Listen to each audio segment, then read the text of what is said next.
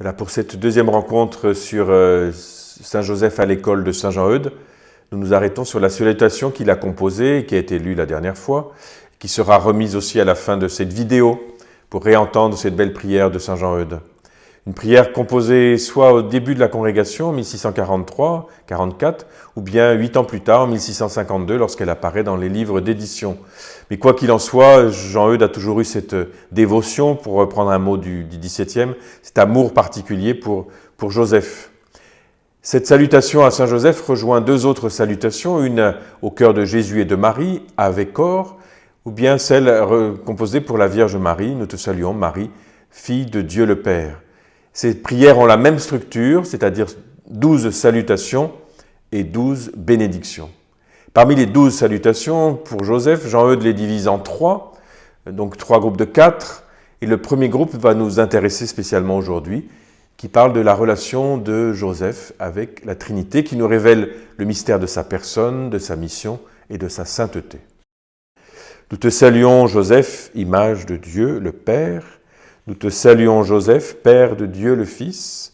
Nous te saluons, Joseph, temple du Saint-Esprit. Nous te saluons, Joseph, aimé de la Sainte Trinité. Voilà, à travers cet amour de la Trinité, tout est dit.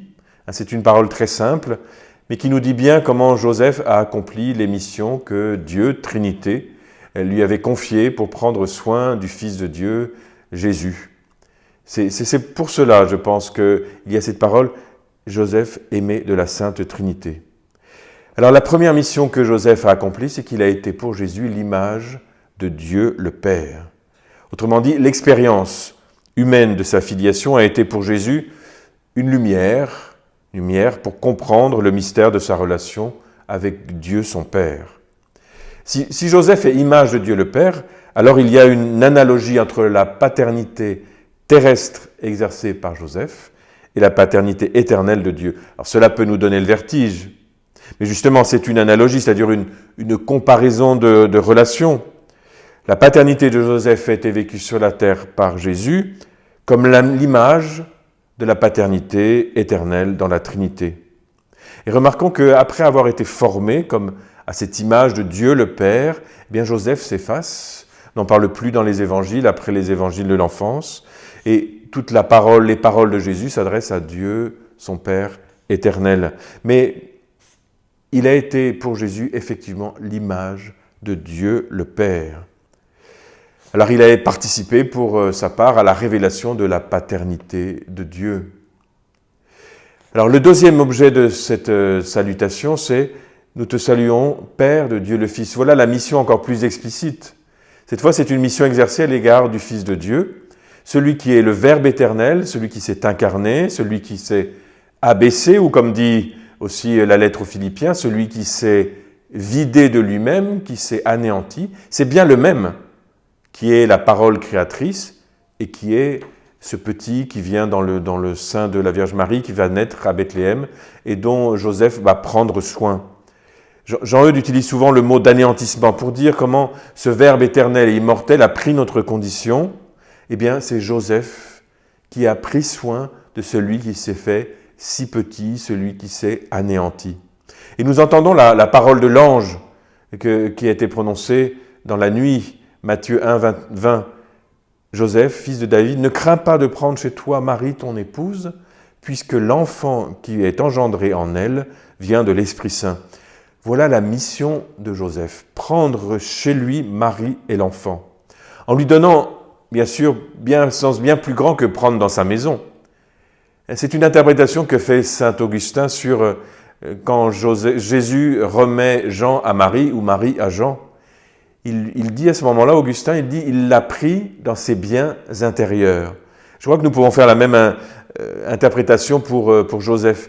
Il a pris Jésus et Marie non seulement dans sa maison, mais dans ses biens intérieurs, c'est-à-dire qu'il les a mis au centre de son cœur, de sa préoccupation. Il a été ainsi Père de Dieu le Fils. Et puis la troisième salutation, c'est « Nous te saluons, Joseph, temple du Saint-Esprit ».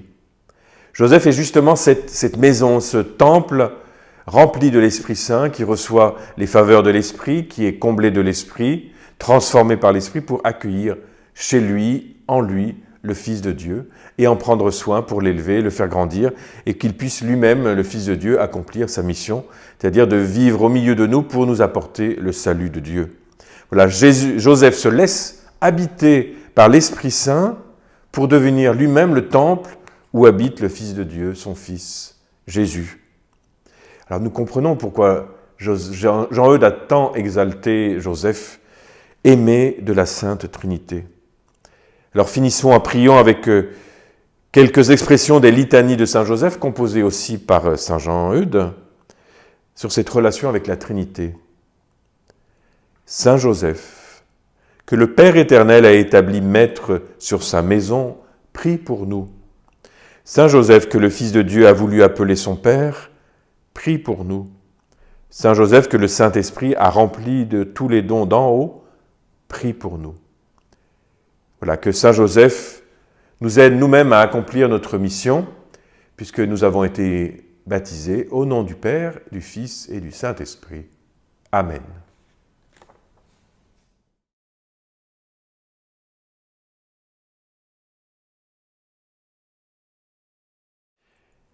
Prions. Nous te saluons, Joseph, image de Dieu le Père. Nous te saluons, Joseph, Père de Dieu le Fils. Nous te saluons, Joseph, temple du Saint-Esprit. Nous te saluons, Joseph, aimé de la Sainte Trinité. Nous te saluons, Joseph, auxiliaire fidèle du dessein de Dieu. Nous te saluons, Joseph, époux très digne de la Vierge Mère. Nous te saluons, Joseph, Père de tous les fidèles.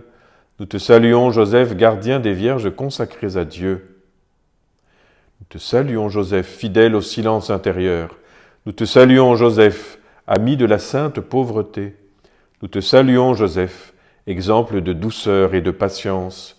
Nous te saluons, Joseph, miroir d'humilité et d'obéissance. Tu es béni parmi tous les hommes, et bénis soient tes yeux pour tout ce qu'ils ont vu. Bénis soient tes oreilles pour tout ce qu'elles ont entendu. Bénis soient tes mains qui touchèrent le Verbe incarné. Bénis soient tes bras qui portèrent celui qui porte le monde. Bénis soit ta poitrine sur laquelle a reposé le Fils de Dieu. Béni soit ton cœur brûlant d'amour pour lui. Béni soit le Père éternel qui t'a choisi. Béni soit le Fils qui t'a aimé. Béni soit l'Esprit Saint qui t'a sanctifié. Béni soit Marie, ton épouse, qui t'a aimé comme un époux et comme un frère. Béni soit l'ange qui t'a protégé. Béni soit à jamais tous ceux qui te bénissent et qui t'aiment. Amen.